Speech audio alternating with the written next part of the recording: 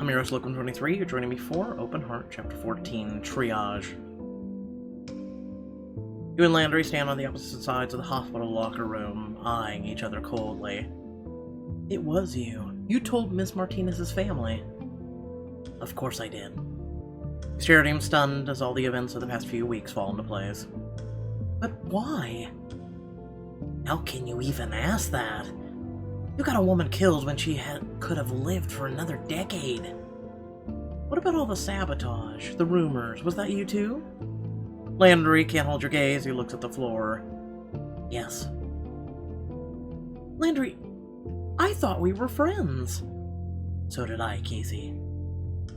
What's that supposed to mean? You knew how badly I wanted to work with Dr. Ramsey. It's one of the things I ever told you, remember? The day we met, when I dropped his book, we talked about it. I remember, and you said it was the reason you applied to Edenbrook. It was all I wanted, and you didn't care. So I did what I had to level the playing field. Level it how? By hiding my charts, turning off my pager? I'm not proud of it, but yes, you had an unfair advantage. I can't help that I ranked higher than you. Only because you got so much extra time with Ramsey. If you hadn't been skulking around him and Benergy, I'd be number one. I study harder than you, I have better outcomes than you, and I practically live at the hospital. The first day, I came in an hour early. You were nearly late. And that's why you were there to work that first hemothorax with him. From that moment he was on your side, I never had a chance. And how is that any of my fault? You always talk about how we're all in this together, but did you ever talk to Dr. Ramsey about me? Did you ever put in a good word for me? I didn't. Why not? Probably because I didn't think to. So that's how much of a friendship meant to you. Landry, it wasn't personal. And neither is what I did. This is my career, my life, and you put yourself first, and so did I. And after that, there's no Ramsey, no Benergy, no team anymore. It was all for nothing. Both fall silent as the locker room door opens. You stare at each other as the room fills with voices and laughter. Wayne's meeting me here for dinner, so if any of you see him, please be nice. I'll treat him like a unicorn, because actually seeing the guy is just that rare. Your roommates reach their lockers, and then it's you and Landry. Guys? What's wrong? Landry? Casey? Landry grits his teeth and stays quiet. He's not gonna tell them what he did. It means I have to. Landry told Miss Martinez's family what happened. Excuse me? Landry, no! He gave them my name, and now they're planning to sue the hospital. Dude, what the hell? It was my obligation as a doctor, and I sent them an anonymous message. How could you, Landry? Casey could lose her job. Maybe she deserves to. That's not fair, man. Casey trusted you. We all did. Landry looks around at each of your roommates, bewildered. Seriously? You're on Casey's side, then? Take a wild guess. Elijah and Sienna look at each other, unsure what to say, but neither of them disagree with Jackie. Fine. I'll move my stuff out of the apartment this week. No, you're doing it today, dude. Get out. He shuffles out. Your friends look back to you, upset and angry. Did that really just happen? He was so quiet and sweet. I thought he was a good guy. Oh, like the dozen content creators in the past, week or so that have just been exposed to be scumbags. It's weird. It's almost like everyone puts on the good guy persona for, baiting you all. So did I. I don't. I'm honest. A little while later, you emerge from a patient's room to find Jackie waiting for you. Hey, how are you holding up? I'm focusing on my patients. How can you say that after what he did? When I think about all the times he lied to my face and all the times he lied to all of us, it makes my blood boil. Landry's already succeeded in putting me under investigation. I don't want to give him the satisfaction of me losing it at work, too. Besides, people are still counting on me. As you and Jackie head for the nurse's station, you notice several senior residents and attendings staring at you, eyes narrowing. What's up with them? Word must have gotten out about the investigation. I'm not #1 intern anymore. I'm Dr. Valentine, patient murderer. Danny looks up from the nurse's station, overhearing you. Actually, they don't have any proof of that yet. What do you mean? The administration's been combing hospital security footage to get proof of what you did, but thanks to the budget cutback, security doesn't keep the camera footage for more than 24 hours. They just record over it. The one Landry told the family must not be enough evidence for the chief to call an ethics hearing. Hell yes. If you keep your head down and your mouth shut, this might just blow over. Oh, thank God we're discussing this in front of this guy! Yeah. Why are you not as pumped as I am? I just hate all this lying and pretending when I'm not ashamed of what I did. Maybe if I explain the situation to the chief. Good Lord, Casey, no. This isn't the time to take a moral stand. Whatever reasons your reasons were, you broke the rules in a major way. You could lose your medical license over this. But no buts. I believe you did the right thing, and there's absolutely zero reason to give the Chief Emery the chance to make that call. Agreed. Pick your battles, Casey. Just keep your mouth shut and don't make this complete cluster any worse than it already is. Paging Dr. Moreni and Dr. De La Rosa to the emergency. Inez and Sade run past, their expression serious. You two, come with us. What's happened? A subway train derailed nearby. Oh my God. Emergency is already filled and there's more victims on the way. It's all hands on deck. We're coming. When you get down to the emergency, the entire floor is in a state of tightly controlled chaos. All the available doctors and nurses dart amongst the beds, tending to the growing mob of groaning and bloodied patients. We're already out of beds, and from the look of the OR board, all the operating rooms are in use. Sarah, was triage performed at the scene? No, the emergency teams had to get the victims out of the collapsed tunnels and wakes. They've been sending them over as they get them free. Then we'll have to run triage here. Jackie, Casey, I need you to assess the patients. Determine the urgency of their situation so that when beds and ORs are free up, they go to the patients with the most need. Oof. Thade hands you and Jackie a thick stack of triage tags, each with a color scale. Mark every patient you assess, rip off the colors you don't need. Minor injuries, like clean breaks or lacerations, get a green tag. Have them wait in the atrium to be properly examined when we can. Yellow means serious, but not life-threatening. Major fracture, spinal cord injury, get them to a bed as soon as possible. Red is urgent. Respiration, cardiac issues, head injury, hemorrhage. What about black? That means they're gonna die no matter what. Nothing we can do for them. Oof. Okay, brace yourselves for this one. Emergency doors burst open as teams of paramedics roll in, new waves of patients. You look for Raphael, but don't see him anywhere. You and Jackie swallow and glance at each other, nervous, but ready for the challenge. Work fast, these people are counting on you.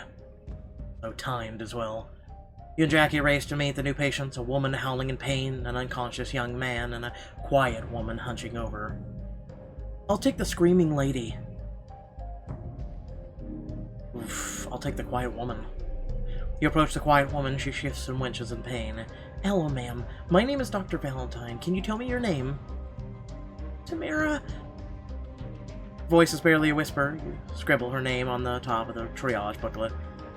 Can you tell me why you're whispering, ma'am? It hurts.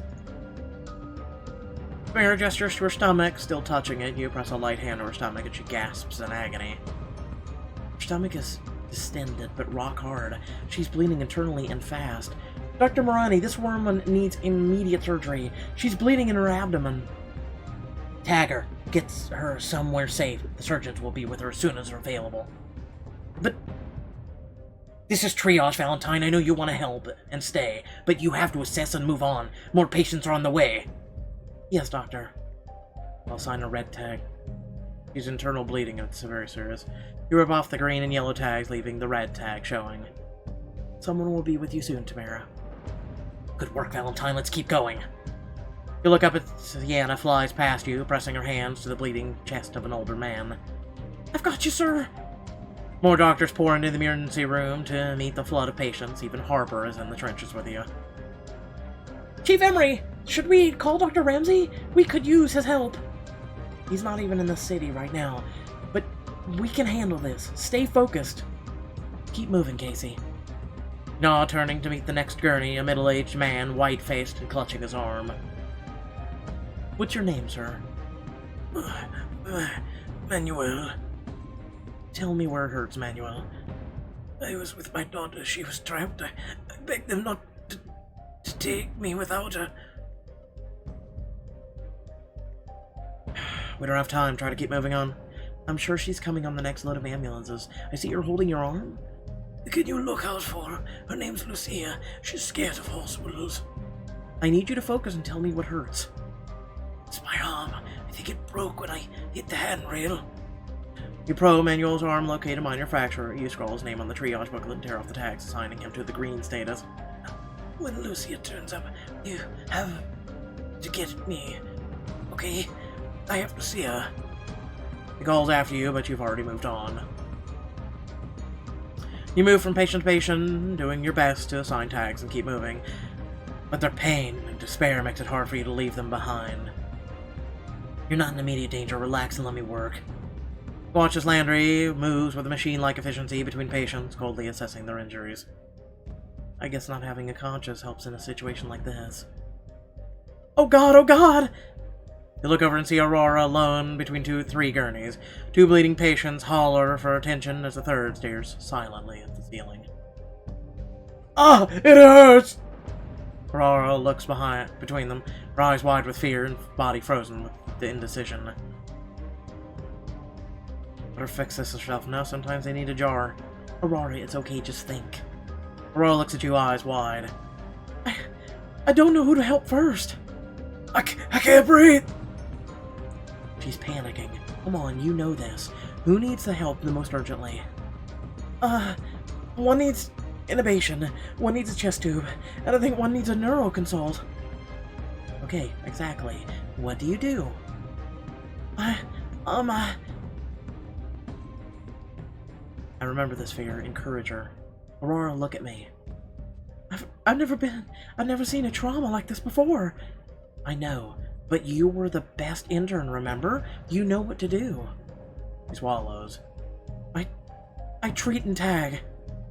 And delegate if you can. John's gathering confidence. Okay, I'll do the chest tube and you intubate, and... Jackie, can you order a neuroconsult for this yellow tag? On it. Aurora meets your eyes gratefully for a split second before you both turn your attention to the patients. Oh look! Landry was our enemy and she's somewhat friendly. Much later, you finish admitting the last of the subway crash patients, the ambulance dog. Good work, everyone. It looks like everything's under control for now. Interns, rest and get something to eat and drink while you can. We'll round on our new patients in 15 minutes. Cafeteria? I'll catch up in a minute. I'm too exhausted to move. I'll stay with you. We'll have some nasty coffee waiting for you. Elijah and Jackie move off, glaring at Landry as he walks to the cafeteria ahead of them. You can see Anna sag against the wall. Oh man, that was something. Are you okay? I'm great. I mean, just think about how many lives we just saved and how much good we did. It was hard, sure, but it's why I became a doctor. Sienna, there you are. Oh no, dinner. I've been waiting for you out front for 20 minutes. I had to come in and ask where you were. I'm so sorry, Wayne. I couldn't get away. You're always snagging me to spend more time with you. I travel an hour to see you, pay for an Uber because the stupid subway was closed. You stand me up? Lay off, Wayne. Who are you again? Sienna's roommate, which you'd remember if you ever bothered to come around. I have an important job. So does Sienna. She just saved, like, the lives of dozens on a subway derailment. In case you hadn't noticed, she's covered in blood. Casey, it's okay. I don't have time for this today, Wayne. Can we reschedule? Are you kidding? It was a huge pain rearranging my schedule just to come all the way over here. You want me to do it again? Anna, are you really going to let you treat him like this? He's my boyfriend, Casey, but I don't think I can handle this another second. Are you? We're doing this, okay? Because no woman should be treated this way. I'm supposed to be in a hurry for Bloodbound. Dang it! He squeezed Sienna's arm and whispered in her ear. You know what you have to do, Sienna. He turns to you, wavering for a moment, and then nods. Wayne, I'm sorry, but this is over. We're over. You're dumping me? You can't dump me! What for? Anna sets her jaw and looks at him, hands on her hips. Right now, we're being a condescending jerk. Whoa, okay, wait. Maybe I didn't handle this whole subway thing well. You know how I feel about public transit. But it's just because I was so excited to see you, baby. And you know how I get when I don't eat every 2 hours and... Really? Eat every 2 hours? Jesus, this man must be big. You see Sienna's resolve start to waver. You do get hangry? No. Why don't you make us dinner tonight? And we can talk about it, just you and me. Seriously? You're using hanger as an excuse? And now you want her to cook for you, too. Sienna's face hardens again. What? You love cooking. But when was the last time you did anything for me? You keep talking about how much money you're making at the startup. When was the last time you bought dinner? I've cooked for you a dozen times since I moved here, and you haven't even sprung for takeout. Jeez, I didn't realize you were so materialistic. I'm not. I just want you to show me some affection. And you can't even handle the most basic level. You don't call me. You don't hold my hand. We don't even cuddle anymore. Every time I come over, it's just dinner, watching you play video games. But I'm tired after work, babe. And so am I.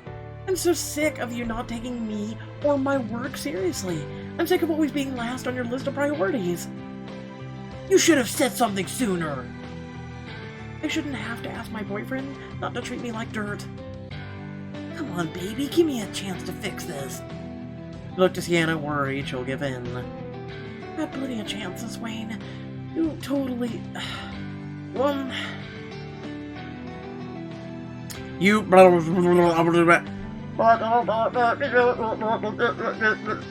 You launch into an expletive latent tirade that makes everyone look around. Okay, wow, harsh. Honestly, Wayne, I agree with every word Casey said. Even the part where she called me an... Especially that part. But baby... I'm not your baby anymore. We're through. But you moved here for me. Yeah, and I'm staying for me. She links her arm through yours and turns back on Wayne, marching you back through the doors.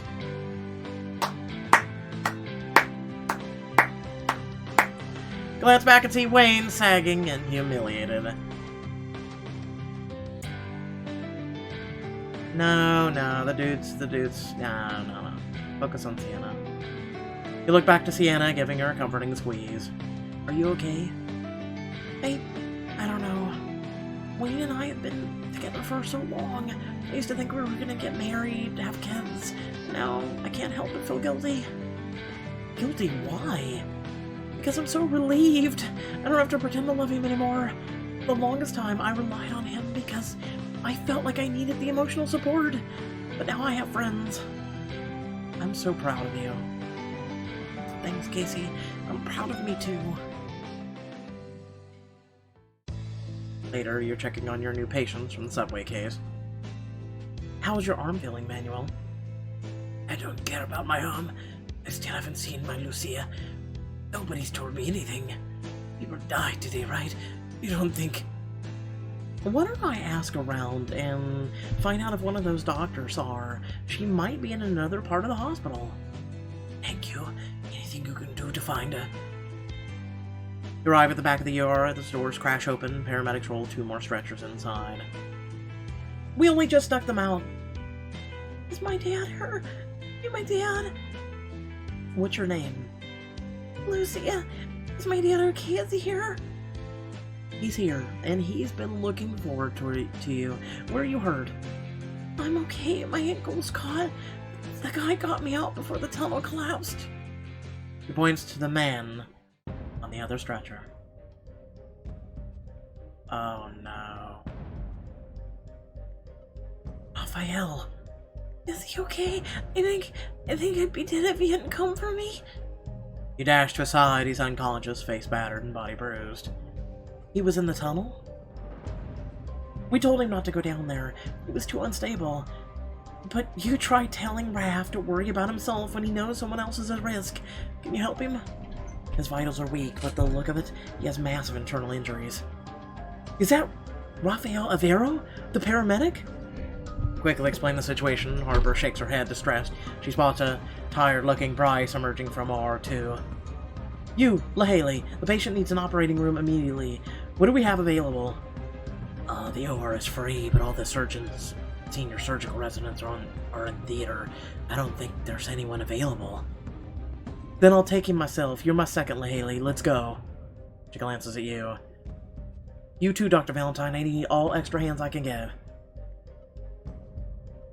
You want me to operate? No, I want you to assist. You know enough about anatomy, and we'll need a third pair of hands. She charges ahead as Bryce steers Raphael's gurney towards the OR. I can't believe this is happening. You're about to witness something incredible, Casey. Harper Emery back in the saddle? I've had dreams about seeing this. And we could definitely use your help in there. You look down at Raphael's battered, unconscious face. No, no, no, no, no, no, no, no, no, no. No! Oh, f*** you. Stay in the waiting room. I'm sorry, I can't. If I messed up and he... Fine, I'll handle it. Haley, move. Harper pushes in the UR washroom and begins scrubbing in. Bryce hesitates and looks back at you. I think it's stupid to have that as a diamond choice. He'll be fine. He's in good hands. And not just because I'm in there. Harper Emery is the best there ever was. I just hope she's not too rusty. I'd let a rusty Harper Emery operate on me blindfolded, alright? I have faith. With that, he walks in with after Harper. The door swings shut, leaving you alone in the hall, waiting. Later that night, you sit at Raphael's bedside, exhausted, but refusing to go home. Ugh. Raphael, you're awake? I think so. Casey? Grab his hand, yawn, relieved to see his eyes open. Yeah, it's me. Do you remember what happened? I was at work. There was a subway thing. I guess I was hurt. You saved a young girl's life. Smiles weakly. Is she okay? A twisted ankle and a few scratches, but she'll be fine. Good. He gently touches his stomach, feeling the bandages. Did I have surgery? You had major surgery. They weren't sure you were gonna make it, actually. I keep thinking about how your face looked when you came in. You tear up, remembering how vulnerable he was on the operating table.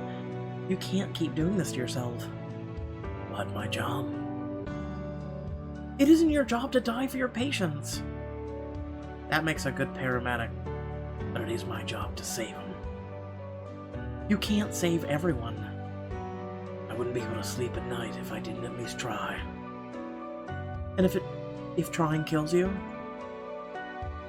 Then I'll die well. And who am I, Casey? I am who I am, Casey. I wouldn't have it any other way. You saw and catch the sight of Bryce through the window. He beckons you into the corridor. You look exhausted. Have you been in surgery this whole time? I've been on 3 more since I saw you last. Today's been insane. It sure has. Hey, don't worry. I looked over Raphael's vitals. He's doing great. Barring any complications, he'll make a full recovery. Superman will be back throwing himself into burning buildings and saving kittens from tree in no time. That's great news, Bryce. Man, talk about looking exhausted. When did your shift end? 2 hours ago? Oh, yeah, mine too. You should head home.